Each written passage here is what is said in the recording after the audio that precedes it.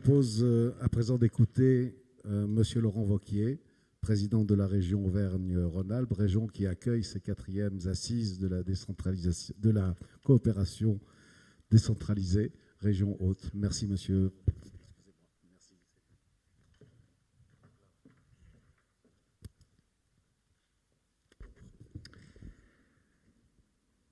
D'abord, je voudrais me permettre quand même de remercier Meyer. C'est un ami pour moi. Il a toujours été très présent et j'ai été très touché par les propos que tu viens de dire. Et surtout, je te remercie de la constance et du courage avec lesquels tu fais partie quand même aujourd'hui de nos rares responsables nationaux à avoir un discours qui soit cohérent et qui soit courageux sur la question de la relation avec Israël. Et on a besoin de gens comme toi qui ont à la fois un discours qui est clair, qui est un discours de rassemblement, mais sans concession, sans chercher à faire de faux semblants et à défendre juste une belle image de ce qu'est Israël en France. Et je t'en suis très reconnaissant, parce que tu t'inscris dans cette tradition qui est la tradition française, du lien entre la République française et Israël. Et tu en es une incarnation par ton histoire personnelle, par ce qu'est ton mandat d'élu, de ce qu'est cette intégration républicaine et par les valeurs que tu portes. Et j'ai rarement l'occasion de t'entendre parler, et j'adore cette espèce de flamme qui t'habite et qui dit tant aussi de ce qui est une part de notre culture méditerranéenne dans cette région qui lorgne aussi en direction de la Méditerranée. Merci à toi en tout cas de ce que tu as dit. Tu sais à quel point ça m'a touché. Pourquoi sommes-nous là ? J'avais un agenda qui était un peu encombré la semaine dernière. Je l'ai considérablement élagué en ce début de semaine, ce qui me donne l'opportunité de pouvoir vous parler en étant sans doute beaucoup plus serein et aussi avec une parole plus libre que vous me permettrez d'avoir ce soir en étant à vos côtés. D'abord, je voudrais rendre hommage à Madame l'ambassadrice. Vous savez, Madame l'ambassadrice, ce matin, j'avais un échange avec mes équipes. Et je leur disais, si vous voulez comprendre pourquoi Israël est une nation jeune, pourquoi Israël est une nation dynamique, pourquoi Israël est une nation qui ne reculera pas d'un pouce, rencontrez son ambassadrice. Vous êtes une femme qui a une élégance de l'âme, beaucoup de droiture, beaucoup de fermeté. Je suis très admiratif de votre courage. J'ai maintenant eu l'occasion de vous entendre plusieurs fois. Et c'est un vrai honneur de vous accueillir ici. Vous nous avez beaucoup aidé pour l'organisation de ces assises. Je le dis très simplement, pourquoi sommes-nous là ? Parce que c'est une fierté pour notre région de vous accueillir. C'est une fierté d'accueillir ces rencontres. Vous êtes dans une région qui dit très clairement et très simplement que notre région Auvergne-Rhône-Alpes est amie d'Israël. Et que c'est une fierté pour nous de travailler, d'avoir ces coopérations, de les avoir bâties ensemble. Et je le dis avec toute la simplicité, mais le naturel qui devrait s'attacher à ces paroles. D'abord, pourquoi ? Ça n'est pas devant Alain Lévy que je le dirais, ça n'est pas devant Rudy ou Philippe Meunier, auquel je veux rendre hommage, qui s'est beaucoup battu pour qu'on puisse l'avoir ici avec Alain, et je les remercie, parce que c'est eux qui ont travaillé sur toutes ces questions. Je voudrais aussi vous remercier, Madame l'ambassadrice, puisque vous représentez le ministère, et je suis très heureux de votre présence également. Pourquoi est-ce que nous sommes là ? D'abord, la première chose, c'est pour manifester une réalité qui est toute simple, au-delà des relations d'État. Il y a les relations de nos collectivités locales. Elles sont souvent plus simples, elles sont souvent moins prises dans les pesanteurs et les prudences du naturel au dialogue diplomatique entre États. Elles peuvent avoir aussi souvent plus d'agilité et de capacité à tisser des liens dont on a besoin pour les fortifier. Et quand je regarde, il est assez impressionnant de voir la diversité des collectivités locales et de leur nature qui sont investies dans des liens. Vous avez les plus grandes villes de ma région, Grenoble et Lyon, qui sont quand même deux joyaux et de la France et de la région Auvergne-Rhône-Alpes. Saint-Étienne, qui est une ville qui m'est très chère, Valence. Et vous trouvez aussi, et j'y reviendrai, une ville comme Villeurbanne, ou celle qui m'est évidemment la plus chère, le Chambon-sur-Lignon, puisque ceux d'entre vous qui connaissent éventuellement quelques blagues plus ou moins douteuses sur les mères juives doivent se dire que moi j'ai une mère qui peut dépasser dans toutes les catégories, toutes les blagues sur les mères juives. Elle est maire du Chambon-sur-Lignon et elle a porté elle-même un jumelage avec Métard. Comme fille, je n'ai pas toujours l'occasion de lui dire à quel point je suis fier d'elle. Ces assises, cela faisait 8 ans que cela n'avait pas eu lieu. 8 ans parce que l'idée était que dans chaque mandat, il devait y avoir ces assises. Je pense que c'est bien qu'elles aient lieu et sans doute qu'elles aient lieu à un intervalle plus régulier. Et je veux rendre hommage d'ailleurs ici à mon ami Joël Mergui, que j'ai eu au téléphone avant qu'il reparte, qui est celui qui a porté au début cette idée, consistant à essayer de chercher des moyens de revivifier de façon plus importante les liens entre France et Israël en s'appuyant sur nos collectivités locales. Si je regarde ce que sont aujourd'hui nos relations bilatérales dans une région comme la nôtre, avec Israël, elles sont impressionnantes. 350 entreprises qui exportent en direction d'Israël pour un montant de plus de 300 millions d'euros en augmentation constante dans notre région. Des partenariats dans tous les domaines, aussi bien industriels que dans celui des startups, où notre région a beaucoup à apprendre de l'écosystème israélien. Et nous avons d'ailleurs en projet avec Philippe un déplacement en Israël pour aller s'inspirer de ce qu'a été la culture d'innovation absolument remarquable d'Israël.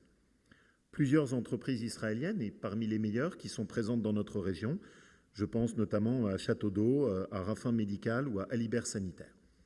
Mais aussi le soutien pour nous à la Chambre de commerce France-Israël, qui a été parfaitement assumée par notre région, en dépit de débats parfois un peu homériques dans cet hémicycle, où certains nous ont attaqués dessus et où nous n'avons pas reculé d'un pouce. Il était pour nous naturel de soutenir le travail de la Chambre de commerce France-Israël, qui contribue au renforcement des échanges commerciaux dont nous avons besoin. S'y ajoutent les échanges universitaires, aussi bien avec les universités qu'avec les centres interdisciplinaires. L'université de Saint-Étienne, par exemple, travaille avec l'université de Tel Aviv.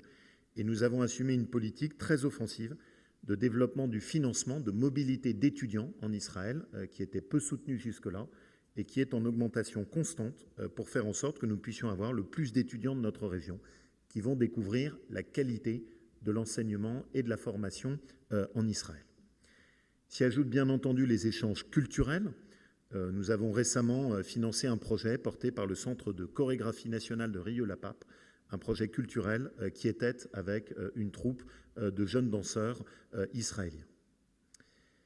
Tout ceci serait juste l'histoire classique de ce que sont des partenariats entre deux États. Mais nous ne parlons pas de n'importe quel État. Nous parlons d'un côté de la France et nous parlons de l'autre côté d'Israël. Et Meyer, comme tu l'as très bien dit, évidemment, il y a à cela une connotation toute spécifique qui s'y attache. La première chose qui est, au fond, et j'y pensais en regardant tout ça, assez vertigineuse. Quand est-ce qu'on parle d'Israël comme ça ? Quand est-ce que dans nos actualités médiatiques nationales, on parle d'Israël pour cela ? On va parler d'Israël pour les bombes, on va parler d'Israël pour les attentats, on va parler d'Israël pour faire la caricature de tel ou tel homme politique israélien, sport auquel ça donne un certain nombre de relais nationaux, et on ne parlera jamais d'Israël pour ça. On n'en parle pas pour ses universités, on n'en parle pas pour ses start-up, on n'en parle pas pour ses entreprises, on n'en parle pas juste pour la réalité de ce que sont nos liens avec un pays qui est un des points d'entrée de la coopération méditerranéenne absolument fondamentale pour la France. Pourquoi est-ce que d'abord nous avons besoin de ces assises ? Eh bien pour parler d'Israël pour cela.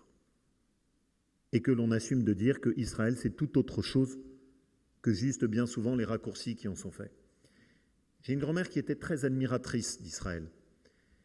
Et maman s'en souvient sans doute, mais je me souviens que quand ma grand-mère revenait de voyage en Israël, elle revenait toujours émerveillée, et notamment, mais hier tu y as fait allusion, de l'anticipation qu'avait eu Israël des problématiques environnementales, sous contrainte bien sûr. Parce que quand on est en Israël, la gestion de l'eau n'est pas un petit sujet. Mais la façon extraordinaire dont l'État d'Israël s'est saisi bien avant les autres de toutes les problématiques de développement durable, a su innover en la matière, c'est un motif d'admiration. La gestion de l'espace, la capacité à penser les villes, l'aménagement du territoire, essayer d'innover en la matière, toutes les problématiques nouvelles en matière médicale. Toutes ces raisons sont des motifs pour nous qu'il faut remettre en avant pour redonner un tout petit peu de lucidité, de façon très posée, de parler de ce qu'est Israël en France.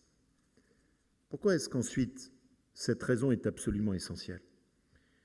Je voudrais vous faire part sans doute d'un des moments qui a été pour moi un des plus difficiles au cours des dernières années, tout simplement parce que j'ai eu honte. C'était une cérémonie qui avait lieu chez moi, sur le plateau du Haut-Lignon, pas très loin de la mairie où maman est élue.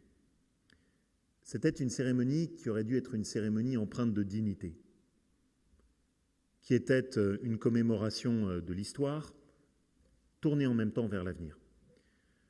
Chambon-sur-Lignon, pour ceux d'entre vous qui connaissent l'histoire de cette commune, est une petite commune perchée à 1000 mètres d'altitude, balayée l'hiver par la Burle, à la frontière entre les retombées en direction de la vallée du Rhône et de l'autre côté, l'austérité auvergnate que j'aime.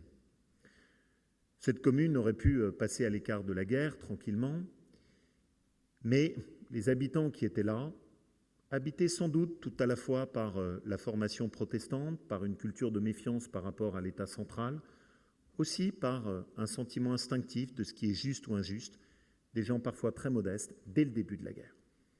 Alors que dans le même temps, le Conseil d'État validait les décrets de Vichy, cette commune décide, en lien avec des prêtres de Lyon, d'organiser l'accueil et le sauvetage des enfants juifs. Et sur une commune de 3000 habitants, pendant la guerre, 1000 enfants juifs ont été accueillis, sauvés et protégés. Dans une commune, s'ils étaient là, ils n'aimeraient pas être applaudis parce que dans la tradition protestante, il y a une forme de retenue qui fait qu'on déteste qu'on mette en avant vos actes, qui d'ailleurs a rendu parfois très difficile le fait de transmettre cette mémoire. Et dans cette commune, ils ont sauvé 1000 enfants, toute la commune. C'est, à ma connaissance, une des très rares communes européennes qui a été reconnue juste parmi les nations en tant que commune. Il n'y a pas juste des personnalités individuelles, un espoir collectif. Des gens qui, ensemble, ont senti ce qui était juste ou injuste. Nous faisons donc cette cérémonie consistant à remettre une médaille de juste parmi les nations à l'un des descendants. Un représentant de l'ambassade d'Israël, qui est un de mes amis, était venu. Et il y avait à la porte de la salle une manifestation indigne, portée par des gens dont je ne veux même pas parler et dont je ne veux même pas savoir d'où ils viennent, et qui étaient là juste pour faire une manifestation contre Israël. Et donc dans ce lieu qui était une des incarnations de ce qui avait été la lucidité de la France, au moment où on commémorait la volonté d'avoir combattu l'antisémitisme, il y avait à la porte de la cérémonie qui aurait dû rassembler tout le monde des manifestants qui étaient là pour injurier Israël. L'État qui avait été construit sur les décombres de la Shoah pour sauver les familles juives qui avaient été persécutées et leur offrir un lieu permettant de les protéger face aux dangers de l'histoire pour toute personne qui est juive sur notre planète. Voilà donc où nous en étions rendus. J'ai eu honte. J'ai eu profondément honte. Ce représentant de l'ambassade était marié à une de mes très chères amies d'enfance. Et quand ensuite, au repas, on était ensemble et qu'on s'était retrouvés, d'ailleurs à la maison, maman, je me suis dit, comment a-t-on pu en arriver là ? On en est arrivé là parce que progressivement, on a laissé en fermant les yeux une forme d'antisémitisme, d'abord qui existe dans ce qui est une partie de l'identité de notre pays, qu'il ne faut pas nier, qu'on retrouve derrière dans certaines pulsions extrémistes, réactivée aujourd'hui, et le discours n'est pas suffisamment lucide dessus parce qu'on fait semblant, par un antisémitisme qui est nourri par l'intégrisme islamiste, et qui aboutit à assimiler la haine des Juifs, habillée derrière un visage soi-disant politiquement comestible, consistant à faire avancer cette haine des Juifs par une haine contre Israël et par la négation du droit à l'existence d'Israël. Pourquoi sommes-nous là ? Nous sommes là d'abord parce que nous croyons dans la nécessité de la coopération entre France et Israël. Nous sommes là d'abord parce que nous avons un profond respect pour cette nation jeune qui a tant fait. Et nous sommes là parce que nous sommes aussi convaincus que se battre ordinairement dans ce qu'est la vie de nos collectivités locales pour donner une autre image d'Israël, c'est une même et unique façon de combattre l'antisémitisme. Hier, quand j'arrivais à la gare à 23h, j'ai croisé une famille pour laquelle j'ai une profonde admiration, qui est une famille de notre région, la famille Azoulay. Famille bien connue pour ceux qui connaissent Villeurbanne, qui est une famille dans laquelle on est rabbin de père en fils. Il y avait d'ailleurs là le plus petit qui avait 12 ans et qui revenait avec son père, et l'image était tellement belle. Ils assumaient de porter clairement ce qu'étaient les signes distinctifs de leur foi, ce qui nécessite du courage. On ne le dit jamais, mais aujourd'hui, être à la garde par Dieu et assumer de porter les signes de sa foi, c'est un acte de courage. Et il revenait avec son fils qui venait de passer les examens de l'internat à l'école rabbinique de Paris. Et son père avait l'air assez fier et son fils avait l'air assez déterminé à porter sur ses épaules tout le fardeau de cette histoire familiale qu'il relevait allègrement avec toute l'arrogance de son jeune âge. Cette image était si belle. Et ce que j'ai vu en saluant ces enfants, et juste en leur témoignant simplement du respect, c'est que ça leur arrive si rarement quand ils sont dans la rue. Et je ne peux pas me réjouir. Je ne peux pas me réjouir à ce que petit à petit, par nos lâchetés, par notre incapacité d'élus à être lucides, par le fait que petit à petit, nous nous sommes dit qu'il valait mieux acheter des voix en prenant le chemin du communautarisme que d'avoir juste le courage et la dignité, nous en arrivions à cette situation où peut-être qu'un jour, les enfants de cette famille Azoulay, qui sont une des incarnations de ce qui a été l'histoire de la République française, heureux comme juifs en France, soient à un moment amenés à choisir un autre destin que de vivre là où leurs parents, là où leurs grands-parents, là où leurs arrière-grands-parents ont posé leurs valises, ont construit cette école qui est à Villeurbanne et ont veillé à leur transmettre à leurs enfants. Je ne peux pas me résoudre à cela.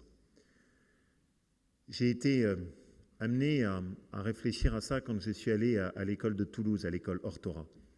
Et je n'oublierai jamais une chose meilleure. C'est que quand il y a eu les attentats de l'école de Toulouse et qu'il y a eu les manifestations à Paris, la communauté juive était seule et que nous n'étions pas là. Et c'est une indignité de la République. Alors aujourd'hui, ce qu'on doit dans ce combat de l'antisémitisme, c'est plus aucun compromis, plus aucun recul, plus aucun aveuglement. Nous ne pouvons pas tolérer toute pratique sur le boycott d'Israël. C'est absolument inacceptable. Et Meyer, quand tu le dis, quand on a des élus qui sont sur des listes, qui ont tenu des propos consistant à assimiler à Nelson Mandela des terroristes palestiniens, ça n'est pas acceptable. Quand on a des gens qui plaident juste pour l'illégalité consistant à appeler pour le boycott d'Israël, ça n'est pas acceptable. Quand on a, parce que ne soyons pas dupes, les plus grandes difficultés à faire rentrer Israël à l'intérieur de la francophonie, alors que quand on voit les pays qui y sont, on se dit qu'enfin, Israël a toute place évidemment pour être à l'intérieur de l'association pour la francophonie, et je suis tout prêt à aider en la matière. Moi qui suis président de l'association régionale des régions francophones, ce serait pour moi une fierté que l'entrée d'Israël à l'intérieur de la francophonie puisse commencer par là. Et je suis tout prêt, Madame l'ambassadrice, à travailler avec vous et avec Philippe pour cela. Alors oui, prenons bien conscience. Pourquoi sommes-nous là ? Nous sommes là parce que défendre Israël, c'est tout aussi bien défendre une nation qui mérite le respect au concert des autres nations et en même temps combattre l'antisémitisme. Parce que défendre Israël, c'est combattre l'antisémitisme, et parce que combattre l'antisémitisme, c'est préserver ce qui peut rester de meilleur dans ce qu'est l'histoire de la République française.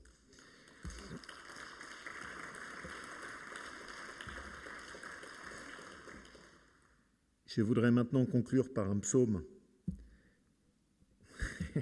Il m'arrive de faire quelques entorses à la laïcité française. Par un psaume du prophète Isaïe que j'aime beaucoup. Je trouve que ce psaume est si adapté à ce que nous venons d'évoquer. Paix à celui qui est proche et paix à celui qui est loin. Paix à celui qui est proche, dont la famille juive a choisi de vivre, de grandir et de faire le choix de la France. Paix à celui qui est loin, à ces familles juives qui ont bâti la nation d'Israël et dont vous pouvez être fiers. Merci à tous.